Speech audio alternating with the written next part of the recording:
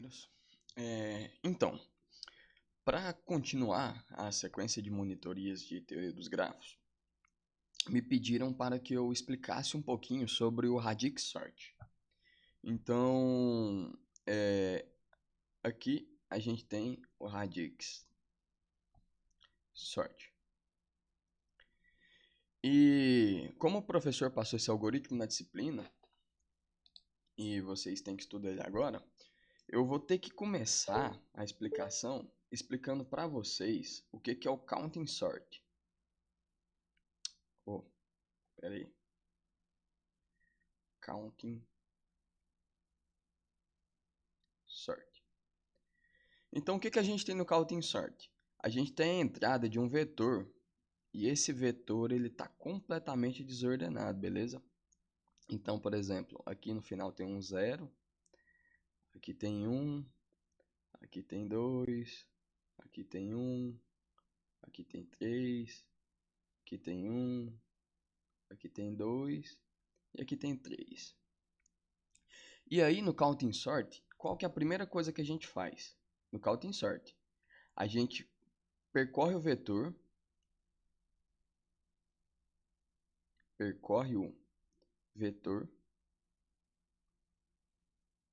buscando o maior número. Qual que é o maior número aqui? É o 3, certo? Então, o que a gente vai fazer? 2, criar um vetor com... no caso, o maior número, aqui a gente vai chamar ele de n, para poder facilitar, tá? Vou chamar ele de nzão. Com nzão posições. Então tá ok. Se o maior número é 3, eu vou criar um vetor com quantas posições? Com 4 posições. Ah, Luiz, mas por quê? Porque a gente cria um para a posição 0, beleza? Então, nzão mais 1. 1, 2, 3, 4.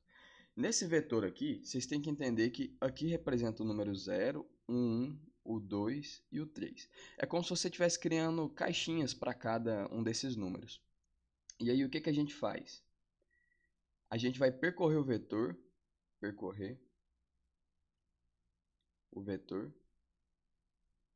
Eu vou chamar esse vetor aqui de Pzão, tá? Para a gente poder diferenciar. E esse aqui vai ser o Czão. Percorre o vetor Pzão contando em Czão a incidência. A incidência ficou errado. É um N ali, tá, gente? Então, o que a gente vai fazer? Vamos percorrer contando a incidência. Essa posição aqui representa a posição 3. Quando eu estiver percorrendo esse vetor, achar um 3 aqui, eu vou fazer esse 3 aqui mais mais. Então tá ok. 3 aqui vai ficar 1. Eu vou escrever clarinho, tá? Aí eu passei para a próxima posição, achei um 2. Aí o 2 vai ficar 1. Passei para a próxima, achei um 1. Aí o 1 vai ficar 1. Passei para a próxima, achei um 3. Então 3 fica 2. Espera aí. O 3 fica 2.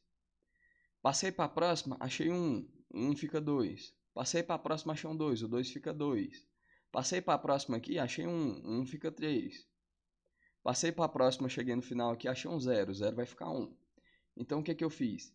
Eu passei o vetor contando em Czão cada número que eu achei em Pzão. Então, por exemplo, se eu achei um 3, é posição 3 mais mais. Se eu achei um 2, posição 2 mais mais.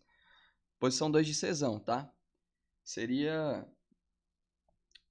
Na verdade, se a gente fosse fazer em código, seria um negócio assim, ó.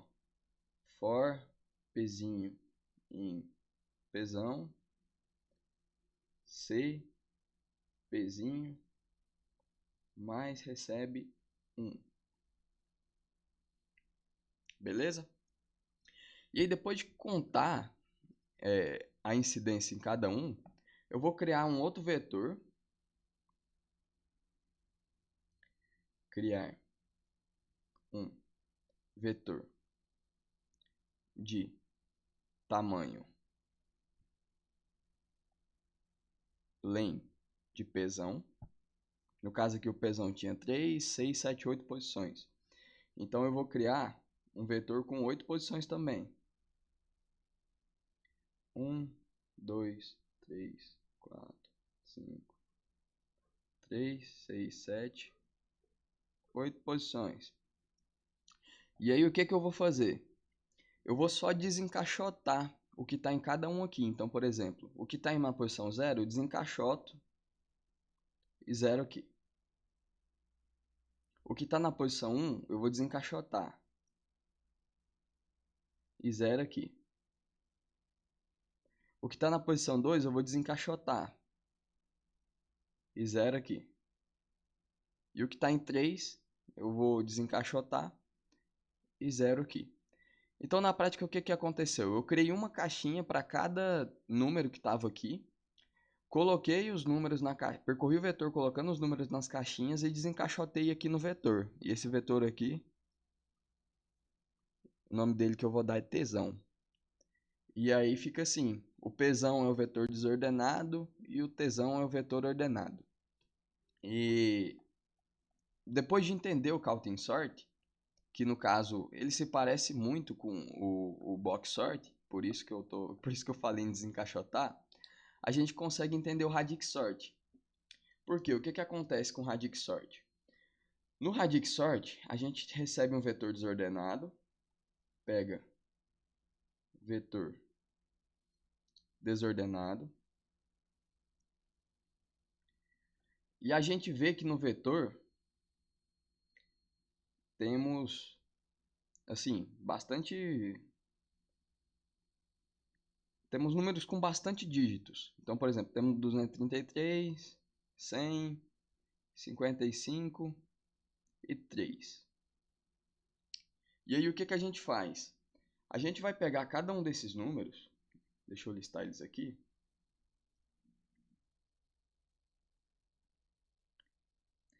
e vai analisar eles por dígito, beleza? Então, a primeira análise do radix sort é no primeiro dígito. Então, a gente vê aqui 3, 0, 5 e 3.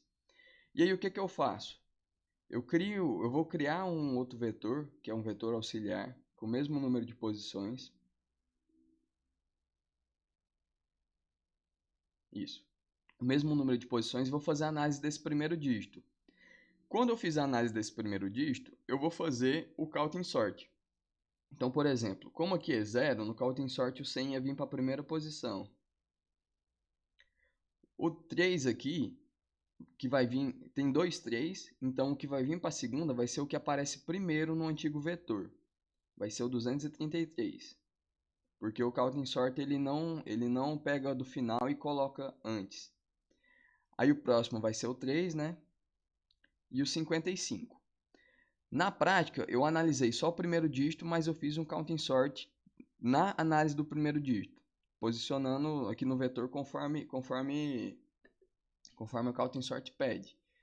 E aí, depois de fazer a análise do primeiro dígito, eu vou fazer a análise do segundo. Aqui tem um 3, um 0, um 5, e aqui como não tem nada é um 0, beleza? Aí o que vai acontecer aqui? A gente vai verificar qual que vem primeiro. Como tem dois zeros aqui, ou vai ser primeiro 100 ou vai ser primeiro 3. Mas se vocês forem ver, o 100 aqui aparece antes do 3. Então o 100 vai se manter na primeira posição. Aí depois vem o 3. Aí depois vem o 233. E aí depois vem o 55. Tá, mas por que o 233 veio antes do 3? É porque aqui é um 0, é como se fosse um 0 aqui, ó. Beleza? E aí a gente vai para a análise do último dígito. Aqui vai um 2, aqui tem um 1, aqui tem um 0 e aqui tem outro 0. Vamos fazer a análise do último dígito. Rodando o counting sort aqui, vai ficar o quê? Vai ficar o 3, porque ele está antes do 55. Aí vai vir o 55, porque o que a gente está analisando aqui agora é um zero. Aí depois vai vir o 100 e depois vai vir o 233. E essa é a execução do Radix Sort. Como eu não estou com o algoritmo escrito aqui, eu vou deixar para fazer a análise do algoritmo em outro vídeo. Muito obrigado por assistir até aqui e bons estudos.